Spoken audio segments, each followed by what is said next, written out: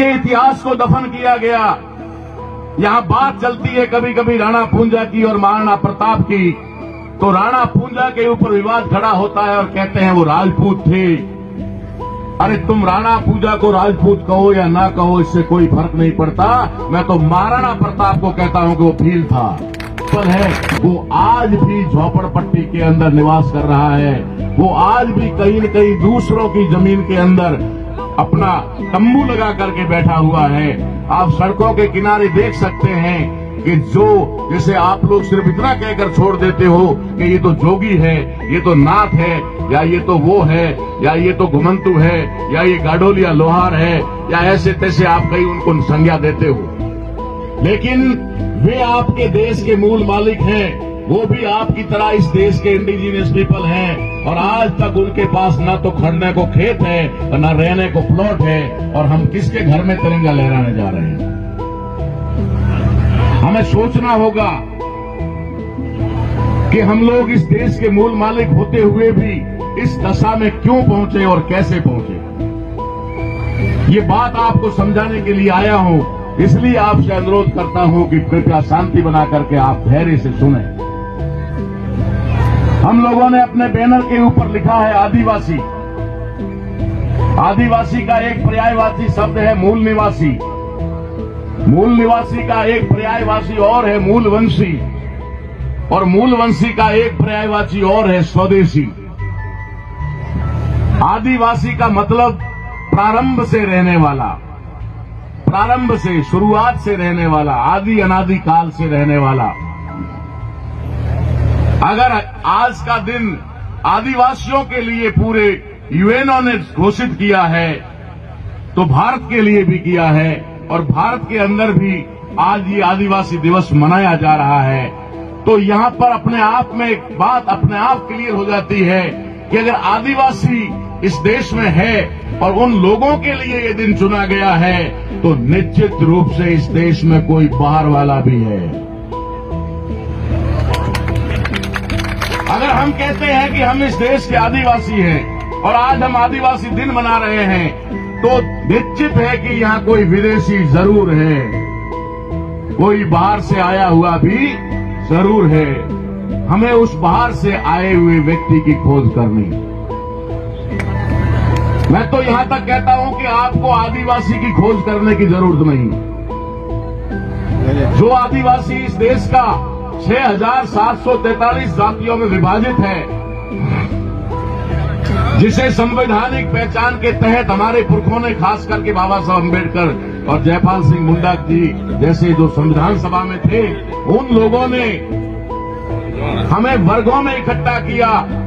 अनुसूचित जनजाति यानी एसटी, अनुसूचित जाति यानी एससी, और अदर बैकवर्ड क्लास यानी अन्य पिछड़ा वर्ग, और कन्वर्टेड माइनॉरिटी यानी कि अल्पसंख्यक, धर्म परिवर्तित अल्पसंख्यक। इसे 4 भागों में उन्होंने इकट्ठा किया, लेकिन ये 4 भागों में जो एकत्रित समूह के लोग हैं, ये वास्तव में 6,743 जातियों में बटे हुए। तो ये जो 6,743 जातियों के टुकड़े हैं, ये भारत के इंडिजीनियस पीपल है, ये भारत के मूल निवासी है, ना कि अकेला भील इस भारत का मूल निवासी है, और ना आदिवासी इस देश का मूल निवासी है, और ना ही जनजाति यानी 7.5% लोग इस देश के मूल निवासी हैं। इस देश के मूल निवासी 97% है, 97% है। 100 में 97 हम इस देश के मूल निवासी हैं, लेकिन हमें इस मूल निवासी की पहचान को और ज्यादा खराब करने के लिए इसे सिर्फ जनजाति तक सीमित कर दिया कि ये दिवस तो सिर्फ जनजातियों का है और जनजाति के लोग ही इसे मनाएंगे। और जहां भी जनजाति के लोग हैं वो लोग मना रहे हैं, और मैं तो ये भी देख रहा हूं कि बहुत सारे लोग जो इस देश के आदिवासी हैं, मूल निवासी हैं, जिनकी पहचान खत्म कर दी गई है, पहचान खत्म करके किसी को मेघवाल बना दिया, किसी को चमार बना दिया, किसी को ढोली बना दिया, किसी को कड़वी बना दिया, किसी को राजपूत बना दिया, किसी को जाट बना दिया। वे लोग भी मंच पर आकर कहते हैं कि आप आदिवासियों को बधाई हो। तो क्या आप भारत के मूल निवासी नहीं हो? अगर आप आकर के कहते हो कि सिर्फ आप भारत के आदिवासी हो, आपको बधाई, इसका मतलब है कि आप अपनी तरफ उंगली करके कह रहे हो कि मैं भारत का मूल निवासी नहीं हूं। अब आप कहेंगे कि भारत के मूल निवासियों की इस दशा कैसे हुई, और सिर्फ आज राजस्थान के अंदर और जालोर बाड़मेर के अंदर सिर्फ भील जाति के लोग ही इस दिवस को क्यों मना रहे हैं, भील जाति के लोग ही इसका आयोजन क्यों कर रहे हैं, भील जाति के लोग ही यहाँ टेंट और चंदा इकट्ठा क्यों कर रहे हैं, ये समझने वाली बात है। जब इस देश के अंदर रहने वाले 6,743 जातियों के SC, ST, OBC और माइनॉरिटी के लोग 97% लोग भारत के मूल निवासी है, तो ये दिन सिर्फ भील क्यों मना रहे हैं?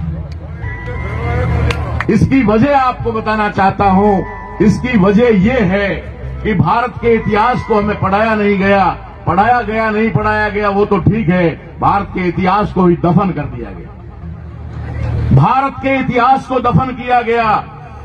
यहां बात चलती है कभी कभी राणा पूंजा की और महाराणा प्रताप की, तो राणा पूंजा के ऊपर विवाद खड़ा होता है और कहते हैं वो राजपूत थे।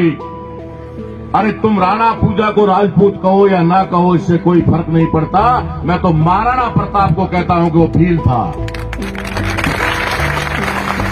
और ये दुनिया की किसी भी अदालत में और किसी भी बहस में, डिबेट में साबित करके बता सकता हूं कि महाराणा प्रताप भील था। वो राणाओं का मुखिया था, इसलिए उसके आगे महाराणा लगा। आपकी पंचायत में 8-10 पंच होते हैं ना, 8-10 पंच होते हैं। 8-10 पंचों के ऊपर कौन होता है? सरपंच होता है। जैसे सरपंच साहब विराजे हुए हमारे बीच में, सरपंच होता है। जो मुखिया होता है, जैसे आज राष्ट्रपति है, जो राष्ट्र का मुखिया है वो राष्ट्रपति होता है, जो सभा का मुखिया होता है वो सभापति होता है। ठीक वैसे ही जो राणाओं का मुखिया था वो महाराणा था, और महाराणा भी इस भारत के संविधान के लागू होने के बाद में उसको महाराणा की पदवी मिली है। उससे पहले भिल्लू राणा के बाद में उनके बहुत सारे वंशज, जिसके अंदर राणा सांगा, महाराणा कुंभा और राणा उदय सिंह तक आते हैं, और उसके बाद में राणा प्रताप आते हैं। ये तो भारत का संविधान लागू होने के बाद में उनको महाराणा कहना शुरू किया। अगर इस बात से आप संतुष्ट नहीं होते हैं तो आपको एक बड़ा उदाहरण देता हूं।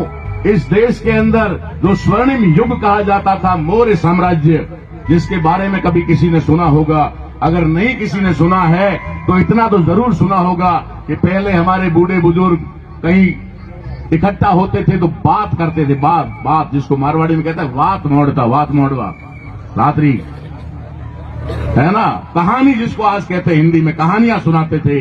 उन कहानियों में उल्लेख आता था कि एक राजा था, वो रात को घोड़े पर बैठकर निकलता था और देखता था मेरी प्रजा कहीं दुखी तो नहीं है, मेरी प्रजा कहीं पर कोई परेशान तो नहीं है। वो राजा जिसका जिक्र मौर्य साम्राज्य में आता है, सम्राट अशोक का, जो सम्राट अशोक का मौर्य साम्राज्य जो पूरी दुनिया में फेमस हुआ, पूरी दुनिया में जाना जाता है, वो मौर्य साम्राज्य की स्थापना करने वाले चंद्रगुप्त मौर्य भील जाति के थे, भील।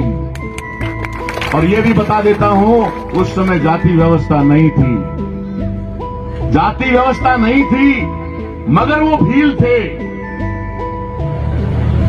धनानंद नाम का जो वो भी भील, ये भीलों का इतिहास, ये भील शब्द का इतिहास भिल्लू राणा के वंशज में आते आते महाराणा प्रताप हुए। 2-4 सवाल मैं आपके माध्यम से यहां रख देना चाहता हूं ताकि लोगों का कंफ्यूजन दूर हो जाए। मैं पूछना चाहता हूं, पहला सवाल, कि भारत के अंदर तो सैकड़ों राजे महाराजे थे, जो बड़े होते थे उन्हें महाराजा कहते थे और जो छोटा होता था उसको राजा कहते थे। मात्र एक मेवाड़ की धरा क्यों थी जहां पर राजा या महाराजा की उपाधि नहीं थी, सिर्फ राणा की उपाधि थी। पूरे भारत में मात्र एक जगह, एक विरासत जहां पर राणा की उपाधि थी, महाराजा या राजा की उपाधि नहीं थी। जब मेवाड़ के मुखिया को राणा या महाराणा कहा जाता था, तब जयपुर, जोधपुर, बीकानेर ऐसे ठिकानों को महाराजा कहा जाता था। अगर वो सवर्ण थे मान लीजिए, अगर वो विदेशी थे मान लीजिए, अगर वो कहा जाए तो कि उनकी दृष्टि में जो ब्राह्मणों ने कहा कि क्षत्रिय थे, तो क्यों नहीं उनको राजा की या महाराजा की उपाधि दी गई? क्यों उन्हें राणा तक सीमित कर दिया गया? इसका मतलब है कि वो राणा थे। वो राणा थे, यानी इस देश के, इस मेवाड़ के मुखिया थे, और इसी वजह से आज भीलों को माजी राणा कहा जाता है। क्या कहा जाता है? माजी राणा कहा जाता है। आप लोगों को ये समझ में नहीं आएगा। गुजरात के अंदर जब पूर्व सरपंच हो जाता है, जैसे हमारे यहाँ पूर्व सरपंच बैठे हैं, तो गुजरात में पूर्व सरपंच होता है, उसको कहते हैं माजी सरपंच। पूर्व विधायक को कहते हैं माजी धारासभ्य, और एमपी को कहते हैं पूर्व सांसद। इसी प्रकार से महाराष्ट्र में एमपी को कहते हैं खासदार और आमदार। तो माजी लगता है, माजी का मतलब होता है पूर्व। अगर आपकी कास्ट में लगता है माजी राणा, इसका मतलब है कभी आप इस देश के राणा थे, इस देश के मालिक थे, इस देश के हुक्मरान थे। मैं आपको इस कड़ी को जोड़कर बताना चाहता हूं, जो भी हमारे महाराणा प्रताप को मानने वाले हमारे राजपूत भाई हैं, मैं डंके की चोट पे कह सकता हूं कि वे सम्राट अशोका के वंशज हैं। वे सम्राट अशोक के वंशज हैं, वे मौर्य साम्राज्य के वंशज हैं। मौर्य साम्राज्य की 56 राजधानियां थी, 56 राजधानियों को एक एक करके खत्म किया गया। आपने देखा होगा और सुना होगा कहीं न कहीं पढ़े लिखे लोगों ने कि परशुराम नाम का एक व्यक्ति हुआ था, और उस परशुराम ने इस पृथ्वी को, यानी इस धरती को 21 बार क्षत्रिय विहीन किया था। 21 बार क्षत्रिय विहीन किया था, ऐसा आपने सुना होगा। जब एक बार पृथ्वी के ऊपर से सारे क्षत्रियों को खत्म कर दिया, धरती को क्षत्रिय विहीन कर दिया, दोबारा मारने के लिए क्षत्रिय पैदा कहां से किया? जब एक भी क्षत्रिय अगर बच गया होता, एक भी क्षत्रिय बच गया होता, तो धरती क्षत्रिय विहीन नहीं होती। क्षत्रिय विहीन किया, इसका मतलब एक भी क्षत्रिय को नहीं छोड़ा, तो फिर 21 बार मारने के लिए क्षत्रिय कहां से लाए? अरे जाल है, जंजाल है, इसको समझने की कोशिश करो। इस जाल जंजाल को दूर करने के लिए ही हम लोग आए हैं। कार्यक्रम तो आज पूरे राजस्थान के अंदर है, कार्यक्रम तो पूरे भारत में है। मुझे भी बहुत सारी जगह इनविटेशन दिया, मगर मैंने कहा जहां जाऊंगा सिर्फ एक जगह जाऊंगा, जहां जाऊंगा पूरा दिन दूंगा, और पूरा दिन देने के साथ साथ में पूरी जानकारी दूंगा। चाहे एक जगह दूं, हाजिरी देना मेरा काम नहीं है। सिर्फ आ गया, हाजिरी दे दिया, साफा पहन लिया, फिर अगले प्रोग्राम में, ये मेरा कार्यक्रम नहीं। मैं आया हूं तो समाज को कुछ मेरे आने का लाभ होना चाहिए। 21 बार किसी परशुराम ने क्षत्रिय विहीन धरती को नहीं किया। इसका सीधा साधा इतिहास हमने ढूंढ के निकाला कि परशुराम नाम का जो व्यक्ति है वो कोई व्यक्ति नहीं था। परशुराम नाम का कोई व्यक्ति पैदा नहीं हुआ। जो इस देश में पुष्यमित्र शुंग था, जिसने मौर्य साम्राज्य के अंतिम शासक वृत्रदत्त की हत्या की, वही परशुराम है और वही राम है, दोनों वही। एक ही व्यक्ति के 3 नाम है, ओरिजिनल नाम छुपा दिया गया और नकली नाम आपके सामने रख दिया गया। अब उसने क्या किया? 21 बार धरती को क्षत्रिय विहीन नहीं किया, उसने 21 यहाँ के क्षत्रिय राजाओं को राज से वंचित किया।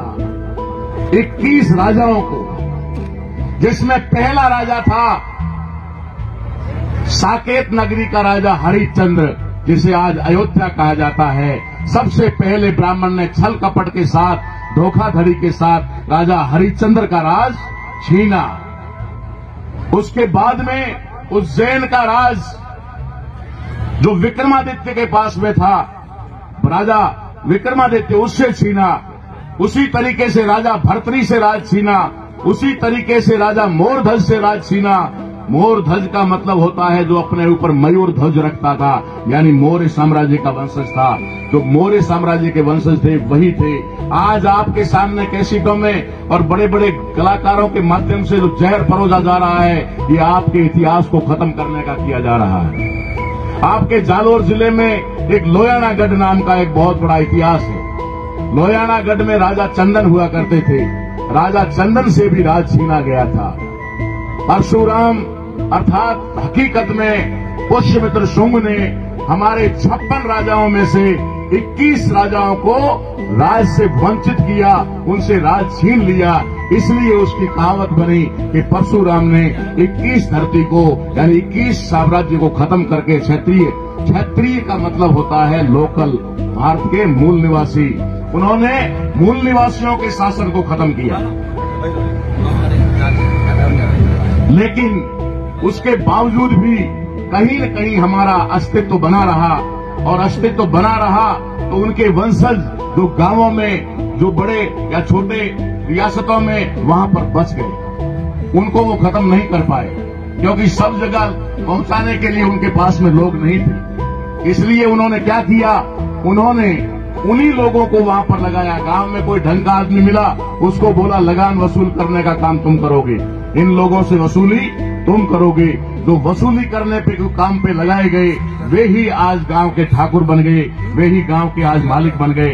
यानी उनका लोगों ने मान सम्मान किया और उन्होंने लोगों के साथ में अपना अच्छा व्यवहार किया, इसलिए लोगों ने उनको ठाकुर स्वीकार किया। वे हमारे अपने लोग हैं, उसी वंश के अशोका के लोग हैं, उसी वंश के महाराणा प्रताप के लोग हैं।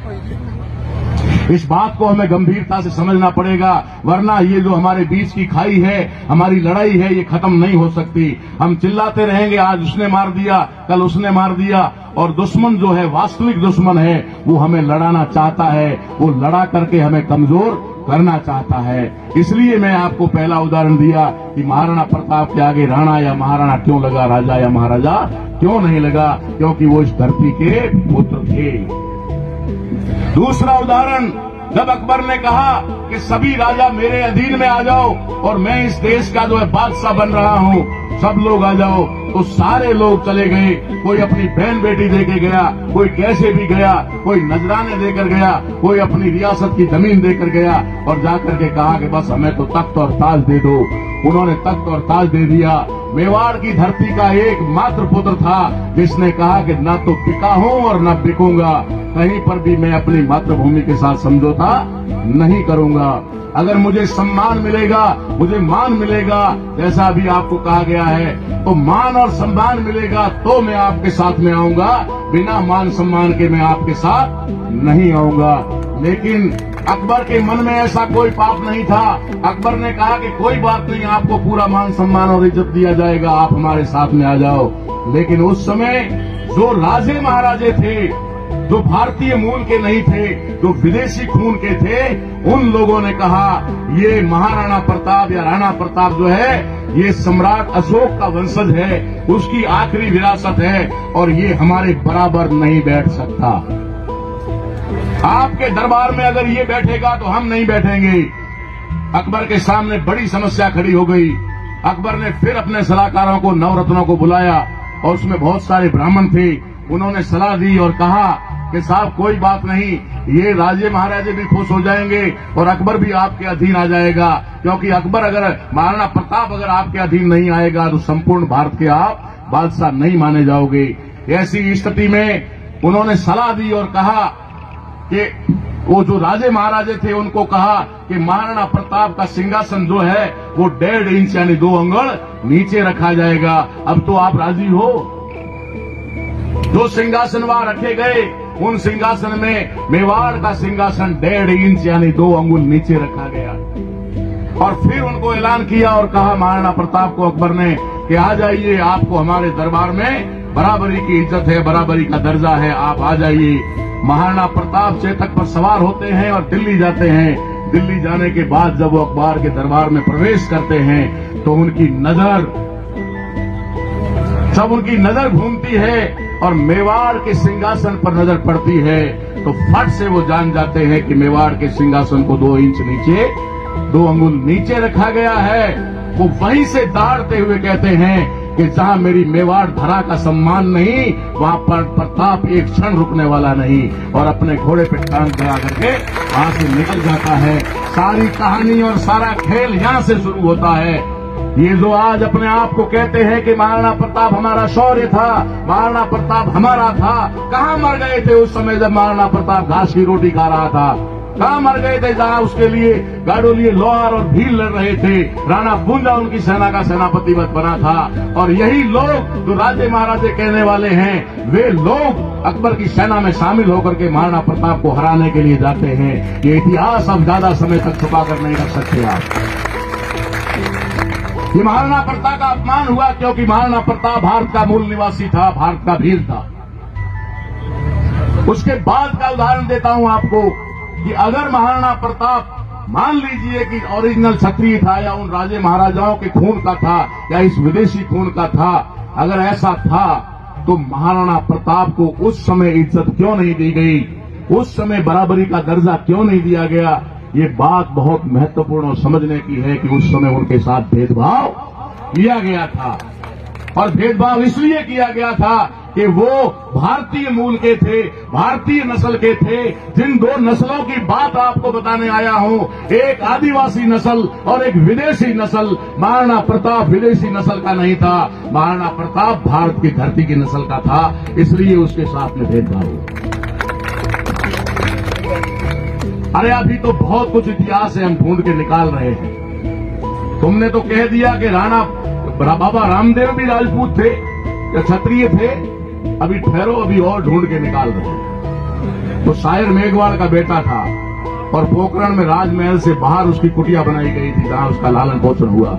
जब वो समझने लगा तो उसने राजमहल त्याग दिया और क्रांति करने के लिए निकल गया। रामदेव कोई भगवान या अवतारी नहीं, कोई द्वारिकाधीश नहीं, वो आपका बंदा था, आपके समाज में पैदा हुआ।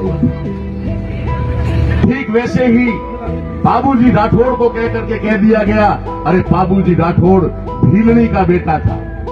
ये तो इतिहास में ज्ञात है, सबको पता है। भीलनी के पेट से पैदा हुआ था, इसलिए उसको राजमहल में जगह ना दे करके उसको बाहर एक छोटा सा महल बना करके दिया और रखा।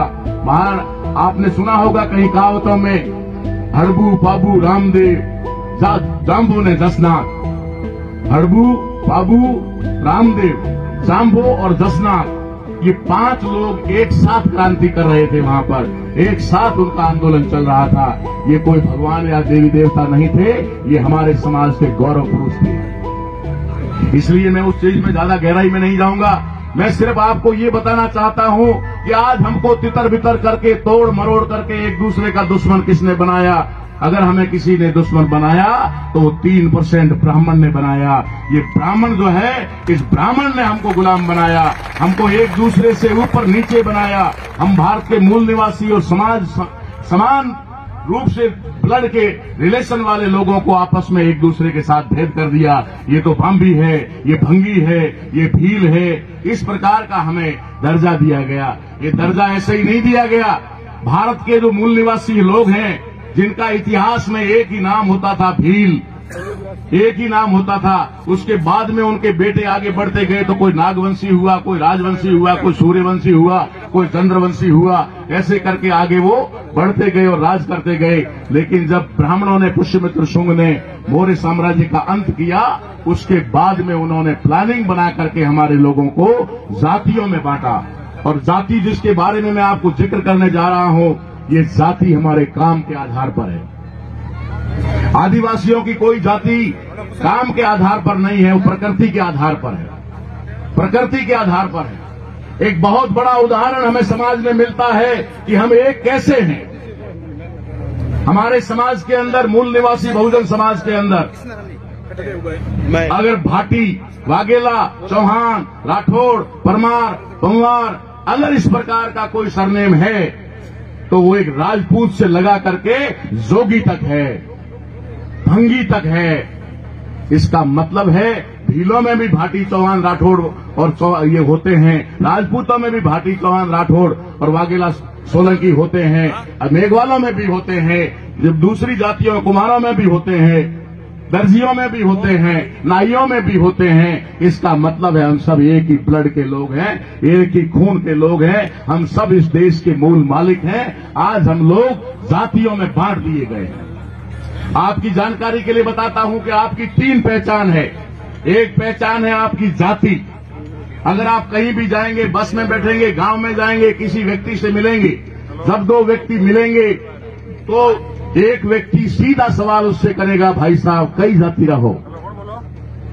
पहला ही सवाल, नाम नहीं पूछेगा, गांव नहीं पूछेगा कौन से गांव के हो, काम नहीं पूछेगा क्या करते हो, सीधा कहेगा भाई साहब आपकी जाति को। हेलो। और वो ये भी नहीं पूछेगा कि आपका नख क्या है, हेलो। वो ये भी नहीं पूछेगा कि आपकी गोत्र क्या है। अगर वो सेम जाति वाला आ गया तो गोत्र पूछेगा। एक आदमी ने पूछा, भाई साहब कौन जाति के हो, तो बोलेगा भील, तो वो कहेगा मैं भी भील। जब दोनों भील हो जाएंगे तब पूछेंगे कई गोत्र रहा, कौन सी गोत्र के हो, तब पूछेगा। उससे पहले वो गोत्र नहीं पूछेगा, उससे पहले वो नख नहीं पूछेगा। इस तरीके से हमारी एक पहचान है जाति, दूसरी पहचान है गोत्र और तीसरी पहचान है नख। नख का मतलब हमारे बुजुर्गों ने इसका नाम नख क्यों रखा? नख इसलिए रखा कि जब आदमी मर जाता है तो उसे जलाया जाता है, कहीं दफनाया जाता है। लेकिन जिनमें जलाने की परंपरा है वे लोग तीसरे दिन उसके फूल चुनने जाते हैं, शमशान घाट में उसके फूल चुनने जाते हैं। वो फूल क्या होते हैं? लकड़ियां अगर ज्यादा हो तो सारा कुछ जल के भस्म हो जाता है, कुछ भी नहीं रहता है। लकड़ियां कम हो तो कुछ हड्डियां रह भी जाती है। लेकिन आजकल इलेक्ट्रिक सिस्टम आया है। इलेक्ट्रिक सिस्टम में बॉडी को जब अंदर डालते हैं तो एक बारीक राख के अलावा कुछ नहीं बचता है, कोई हड्डी शेष नहीं बचती है। लेकिन उसमें भी अगर कोई नहीं जलता है तो शरीर का कौन सा हिस्सा, ये 20 नाखून नहीं जलते और 32 दांत नहीं जलते, चाहे अग्नि कितनी क्यों ना हो। जहां सोने को पिघाला जा सकता है वहां पर भी नाखूनों को और दांतों को पिघाला नहीं जा सकता।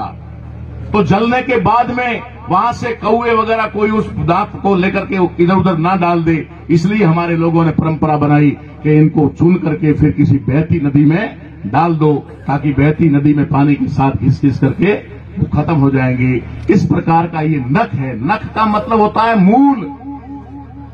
तुम्हारा मूल है चौहान, तुम्हारा मूल है वाघेला, तुम्हारा मूल है राठौड़, तुम्हारा मूल है भाटी, तुम्हारा वो मूल है सोलंकी। ये मूल है जिसे हम गए भूल, जिसे हम गए भूल। मूल को तो गए भूल। अब रही बात इस मूल के अंदर, जब हम भूल गए तो हमारी रिश्तेदारी कैसे हो, हमारा नाता कैसे हो। इसलिए हमारे पुरखों ने गोत्र का निर्माण किया। गोत्र का निर्माण किया।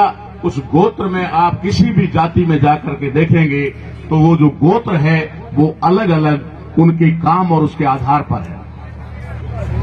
हमारी गोत्र जो है वो 99% गोत्र जो है प्रकृति के साथ जुड़ी हुई है, प्रकृति के साथ। या फिर अगर गोत्र है तो वो कोई गांव के नाम पर, किसी जगह विशेष के नाम पर, किसी वनस्पति के नाम पर, किसी पहाड़ के नाम पर। मैं गांधीधाम गुजरात में गया, सचिवालय में एक बड़े अधिकारी के ऑफिस के बाहर नेम प्लेट लगी हुई थी वरसाद। उसका सरनेम, उसका गोत्र या जो था सरनेम था वो वरसाद था। मैं उसके चैम्बर में गया और मैंने उससे पूछा, मैं कहा वरसाद साहब? बोला हाँ मैं वरसाद। तो मैंने कहा मैं मे। आप वरसाद तो मैं मे, और मे में और वरसाद में कोई फर्क नहीं है। ये जो मेरा महीना सरनेम है इसमें मूल में मे है, न तो मैंने अपनी मर्जी से लगा दिया था बचपन में। और मे आपके यहां पर ज्यादा दूर नहीं है। कौन सा गांव? सुराणा। ये मेयों का गढ़ बताया जाता है। तो वरसाद, गुजरात में उसको वरसाद कहा जाता है, इधर मे कहा जाता है। यानी एक ही गोत्र के लोग हैं। ये हमारी वनस्पति और प्रकृति उसके आधार पर बनी हुई गोत्र होती है। तो साथियों, ये जो जातियां निर्माण करने वाले लोग हैं, तो मूल और गोत्र को समझने के बाद में हम जाति को समझते हैं। जातियों का निर्माण इसलिए किया कि हमारे लोगों को ज्यादा से ज्यादा टुकड़ों में बांटना था, विभाजित करना था, क्योंकि ये इकट्ठा होकर कहीं हम 3% लोगों से लड़ना लगे। इसलिए उन्होंने हमारी जो जाति बनाई वो काम के आधार पर बनाई। जो कपड़े की सिलाई करेगा वो दर्जी होगा, जो कपड़े की बुनाई करेगा वो बुनकर होगा, और जो कपड़े की धुलाई करेगा वो धोबी होगा। जो चमड़ा उतारेगा वो हरिजन होगा, मेघवाल होगा, भंगी होगा। जो चमड़े का रंग रंग करेगा उसको रेगर कहा जाएगा, जटिया कहा, जट उतारने वाले को जटिया कहा जाएगा, और फिर उसका रंगे हुए चमड़े का सामान बनाकर बेचने वाले को मोची या जीनगर कहा जाएगा। ये काम साला एक ही है, लेकिन काम के आधार पर अलग अलग जाति दे दी गई। ठीक वैसे ही बाल काटने वाले को नाई कह दिया, कुंभ यानी घड़ा, घड़ा बनाने वाले को कुम्हार कह दिया, सोने का काम करने वाले को सुनार कह दिया, तो लोहे का काम करने वाले को लोहार कह दिया। इस तरीके से उन्होंने हमें काम के आधार पर बांटा और बांट करके हमें जातियों में जकड़ दिया, और उन जातियों को जो शुरुआत में 12 जाति थी, उन जातियों को आखिर में उन्होंने 6,743 जातियों में विभाजित कर दिया, छोटे छोटे टुकड़ों में विभाजित कर दिया। आज अगर हम लोग विश्व आदिवासी दिवस की बात करें तो हम लोगों को सिर्फ और सिर्फ भीलों को मनाने की आवश्यकता नहीं, पूरे देश के अंदर इसे मनाया जाना चाहिए।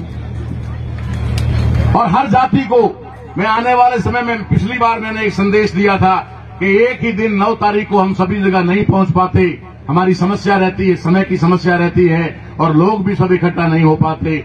इसलिए हमने कहा कि अगले साल से हम पखवाड़ा मनाएंगे। तो साथियों, इस बार 1 अगस्त से कार्यक्रम शुरू हुए थे और अभी 21 अगस्त तक तो चालू है, कंटिन्यू 21 अगस्त तक। अगले साल पूरा अगस्त चलेंगे और उससे आगे 365 दिन चलेंगे। 365 दिन हम इस देश के मालिक हैं, 365 दिन हमारे हैं। जब मर्जी जहां पर लगाएंगे आदिवासी इंडिजीनियस पीपल डे के रूप में मनाएंगे और लोगों को जानकारी और ज्ञान देंगे। लेकिन साथियों, एक बात मैं आपको जरूर बताना चाहूंगा कि जमाना जिस तरीके से आगे बढ़ रहा है और जिस तरीके से आज हमारे समाज में ऐसा मंच लगाने वाले लोग, ऐसे माइक लगाने वाले लोग, माइक पर बोलने और संचालन करने वाले लोग, ऐसे बड़े बड़े कार्यक्रमों का आयोजन करने वाले लोग और यहां मंचों पर दहाड़ने वाले जो लोग हुए हैं, वे लोग तीर कमान की बदौलत नहीं हुए हैं, वे किसी लंगोट या पत्तों से ढक करके नहीं। उन्होंने भारतीय संविधान से शिक्षा प्राप्त की है। शिक्षा प्राप्त की इसलिए आज आपके सामने वो यहां पर खड़े होकर बोल रहे हैं और आप लोगों को भी जो है गौरवान्वित कर रहे हैं। इसलिए मैं आपको बताना चाहूंगा, इस मंच के माध्यम से हम लोगों को समय के साथ चलना पड़ेगा। समय के साथ अगर हम नहीं चले तो फिर हम पीछे रह जाएंगे। आज बाबा साहब अम्बेडकर के संविधान ने हमें सब कुछ दिया।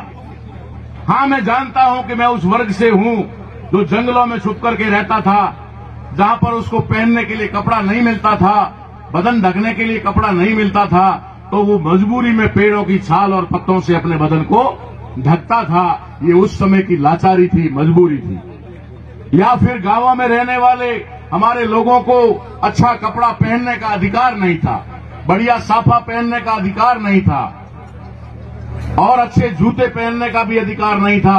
गहने सोने चांदी तो भूल जाओ, बात ही नहीं थी।